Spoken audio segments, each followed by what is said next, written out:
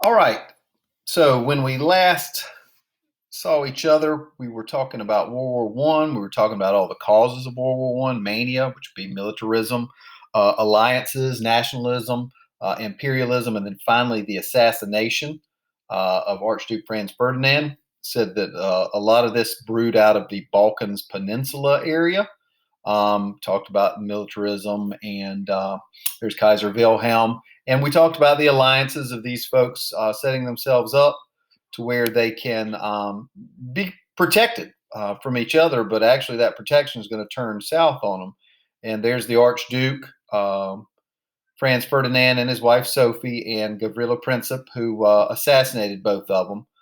Here was an old timey kind of a political cartoon about all the things that led to the First World War, and we'll go through those things, some not. So when we left, Austria had made some demands of Serbia. Serbia had not given in to all of those demands, and Austria declares war. Well, as soon as they did, the same day, Serbia, if you'll remember, was a ally of the Russians because they're both Slavic ethnicities. Well, the Russians start moving towards the Austrian border. And once you start moving your troops, your military towards another country's border, things are bound to go south. So now it plays out like some crazy sort of domino effect soap opera or something. As Russia mobilizes towards Austria and Germany, Germany actually declares war on Russia. Then Germany declares war on France. And because of the fact that both of their buddies from the Triple Entente have had war declared on them, Great Britain declares war on Germany. And everybody starts to take sides. Now you've got what are called the Central Powers: Germany, Austria, Hungary, Bulgaria, the Ottoman Empire, which is going to be modern day Turkey down here, is going to actually be in on it as well. And a lot of that has to do with issues with Russia and the Black Sea and that sort of stuff. And then on the other side, your main allies are going to be Great Britain, the French, obviously, the Russians. The Italians actually jump out of the agreement that they had originally with the other Central Powers of Germany and Austria, and jump in with the Triple Entente powers. And also, oddly enough, on the side of these countries you see in green is Japan. Japan is way over here to the east, but they had issues with Russia on the eastern border of Russia. So all those are the countries that are jumping in, and things degrade quickly as war kicks up, and it's a different sort of war than they've ever seen before. Um, Germany has a plan. Weirdly enough, they had a plan in place since 1905. So for almost a decade, they had a plan in place as to what they were going to do, and that plan is called the Schlieffen Plan.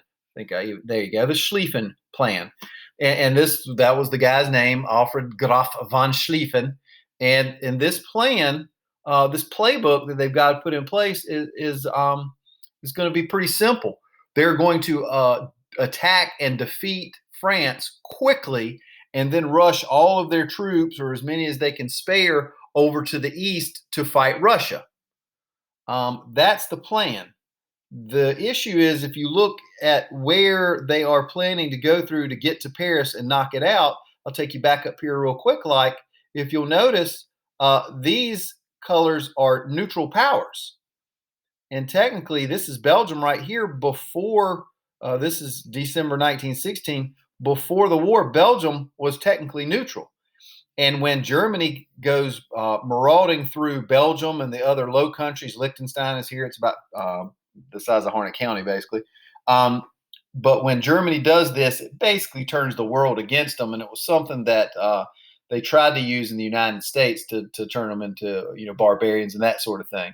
So the Germans just weren't quick enough. They weren't quite powerful enough to push through the Allies on what's called the Western Front.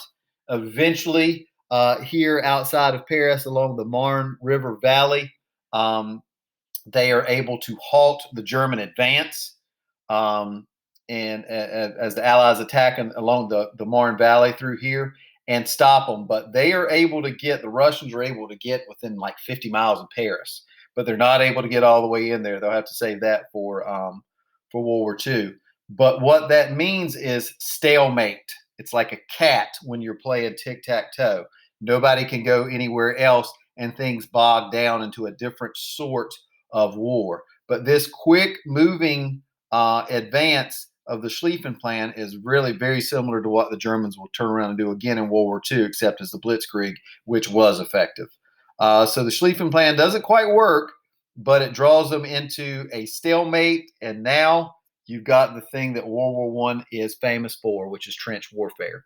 Now, this is just a setup of one side's version of a trench warfare. Reserve trenches for troops not in the battle, but needing to be brought up would be back here. As you see, they're able to get through here to support trenches, which is the next line of folks. A lot of stuff underground, and then this is going to be your front line trench right here. Barbed wire and this no man's land up here that they would go over the top, as they called it, to rush out and attack. All these holes you see are artillery holes, where they have blasted these gigantic, basically holes in the ground that they would kind of maybe see cover in and all this other stuff. And it was just absolutely terrible. And that is probably what the First World War is most famous for. But what's really the thing that you need to remember about World War One was that their strategy wasn't, they didn't intend to set up as trench warfare. That's what it bogged down into. But their strategies a lot of times were the old school strategies they'd used in the 1800s before they had all of this technology. And this technology just made those tactics outdated. It's like trying to play American football and refusing to use the forward pass. I mean, these folks were trying to do these old school fighting styles, but they didn't have the thoughts about how this new technology would be working. So they would try to move troops with horses and stuff like that, but instead they would be stalemated into these trenches. Here you see some of them, doughboys there, stalemated into those trenches, trying to go up over the top over here. They'd climb up and start, charging at the enemy on command. But a lot of times what they would charge into was this. And this is just part of the new technology that we're going to see with World War One. And this is another thing to pick up out of World War One: machine guns. This technically is a Maxim gun. It requires a total crew of like 6 to operate, water cooled, all this other crazy stuff they would have to do. But you got some guys charging at you. You've got a machine gun just literally mowing people down, and it's just absolutely terrible. Obviously, the airplane would have been something else that was starting to come along at this time in advance. But then you're going to have armored tanks here on the left, uh, a version of a submarine here. Now, the submarines have been used all the way back in the U.S. Civil War, but now the German U-boats become an absolute like wolf packs is what they called them, as they would attack anybody that was from the foreign countries, shipping to try to help the UK or France or anything like that. So these new technologies are going to change the way that they're fighting. But the one that probably is the most painful to think about, and is technically illegal now according to war crimes, is poison gas. Chlorine, mustard gas, and other stuff like that they would use, and it was horrible. First, they did it by literally opening canisters along the front lines when the wind was blowing in the direction of your enemy. And then what happens when the wind changes directions? Your people start to suffer. All this other stuff. Eventually, how man is with technology, they advance to the point where they can load it up in artillery shells and shoot it, so their people aren't going to be in danger. But it's going to land amongst and in those holes and all that other stuff. And these folks are going to have to deal with the fallout, literally the fallout of all these poison gases. And I'm going to point something out to you that's actually kind of crazy to think about. But I'm going to go back up here to this trench warfare mock-up to kind of let you know what the crazy deal was. Now, they would dig in these holes, and then as they were going over the top, they would get in these blown-out shell holes and stuff like that. Now, the problem is, the weather in Western Europe is not great. It's going to be a lot of rain and stuff like that. So these holes, a lot of them are going to fill with water, which is going to be a problem. Trench foot, stuff like that, which is fungal infections and stuff like that. But the thing about poison gas that made this stuff so incredibly terrible is that these poison gases that they use, like chlorine and the mustard gas and that sort of stuff, is technically heavier than the air. So since it's heavier than the air, what's going to happen is it is going to explode. The canisters would explode when they launched them out of artillery. And then as the stuff would settle, it would settle down into these holes and down into the trenches. And you didn't necessarily know it was coming. And if that was the case, you would be hiding in one of these holes so you wouldn't get hit by fire, by either artillery or machine gun fire or something like that. And the gas would settle in around you.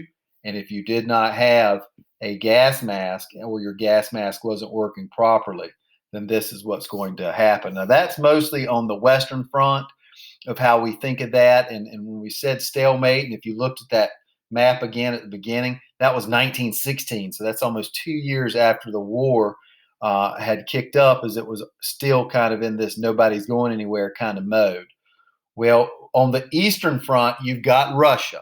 And Russia is a ginormous country with a huge population, but they were not industrialized. They had a bunch of people, but not a well-trained army.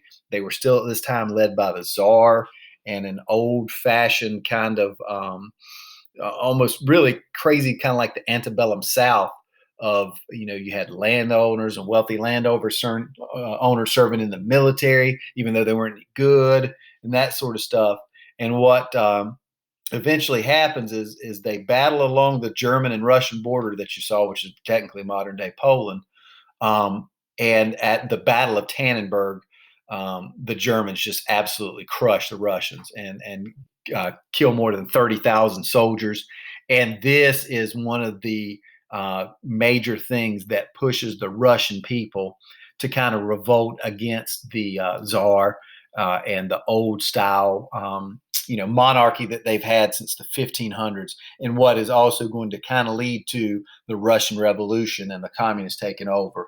So by the time we get through lots of battles and stuff like that, it's basically kind of settled down into a stalemate where nobody is able to move too terribly much. They would sometimes shift troops around and try to punch a hole in the line and kind of push through that, but nothing ever really worked.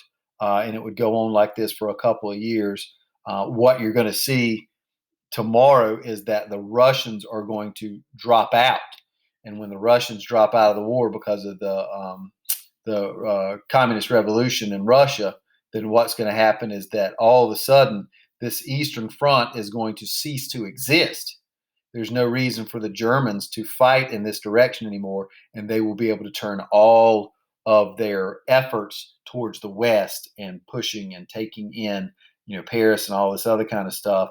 Luckily for the world at that time, that was roughly when the United States entered the war as well. So things were over with pretty quickly after that.